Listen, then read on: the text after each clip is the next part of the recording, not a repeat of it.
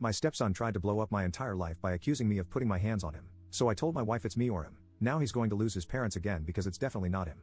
A bit of background: I, 40M, have been married to my wife, 40F, for 5 years. She has a son, 10M, and a daughter, 8F, from her previous marriage, and I have one daughter, 7F, from my previous marriage. About a month ago, her son accused me of hitting him. I have never put my hands on him or anyone. My wife confronted me, and I denied it. She didn't believe me. After the argument, I went to cool off and talk to my friend. He was worried, very worried, and said that I should get the hell out of the house with my daughter. He said that, as a man, no one was going to believe me, and I could lose my daughter if things escalated. I finally understood the gravity of the situation I was in. After a long walk, I made up my mind. I went to my house and asked my wife to come talk to me. I said that I never hit him, I don't know why he said it, and I don't want to know anymore.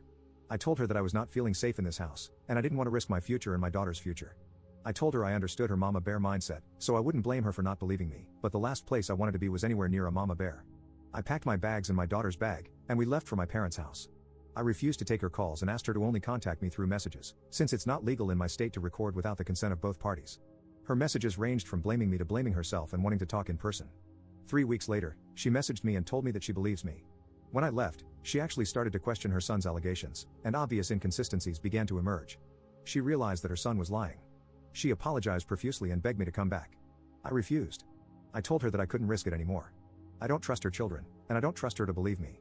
I can't risk it. She asked me what I wanted her to do, give up her kids' custody? And I said, honestly, I do love her, and I do want to stay with her, but I can't risk being with her anymore if her kids are staying with us.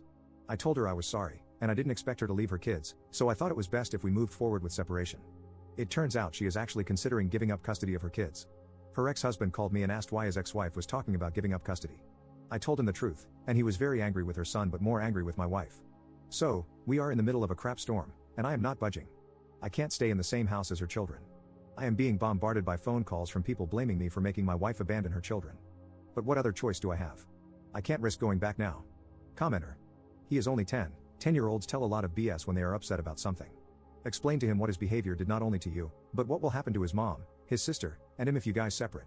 Also, what has your stepdaughter done wrong? She hasn't accused you of anything, but you are still projecting everything onto her too? Ops response. I think you underestimate the gravity of what he has done. Even my wife took his side. My friend is right, I could have lost my daughter if things had escalated. Who would have believed me? How could I have even proved my innocence? You are right that he is 10, so he can't be held fully responsible for his actions, but I would be held responsible for something I didn't do just because he said it. I can't sue a minor for defamation. My reputation and future would be destroyed without any recourse. He is just too risky for me to live in the same house with. He has power but no responsibility. And yeah, thanks for pointing it out. I guess she got lumped together with her brother when my wife asked whether I wanted her to leave her kids. So, for the past week, the discussion has been about her kids as a whole, and I just wrote it out without thinking. But when I think about it, it's not like my wife can leave her son and keep her daughter.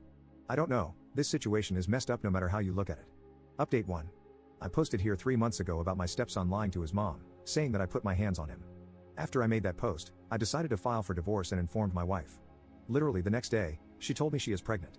Honestly, I didn't believe her at first, the timing seemed too convenient.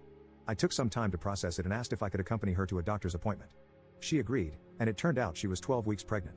We had a talk, and I told her we would have to do our best to co-parent the baby. She promised that she would make sure her son behaved from now on and that I wouldn't have to worry about anything. I told her I wasn't willing to risk my future on her word, given how easily she believed her son over me. I made it clear I wasn't blaming her, as it wasn't wrong for her to believe her son. So, we are definitely getting a divorce. She is scared to go through the pregnancy alone, but what other choice do we have? We will have to do our best. Another child will be raised in a broken family. Her relationship with her son has gone to the dogs. He is currently living with his father, and she is refusing to talk to him. I can't find it in myself to judge her. She will have to go through a pregnancy in her 40s, which is complicated enough.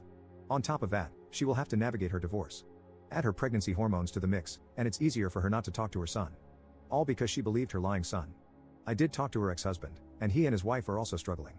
His son is not doing well, especially with his mother essentially ghosting him. I guess the stern talking to that someone recommended in my previous post is not needed anymore. He has gotten a pretty good idea of how much he messed up. I guess we are in a situation where everyone loses. My daughter is the only one who is left relatively unscathed. She is adjusting pretty well to the new apartment and getting into a new routine.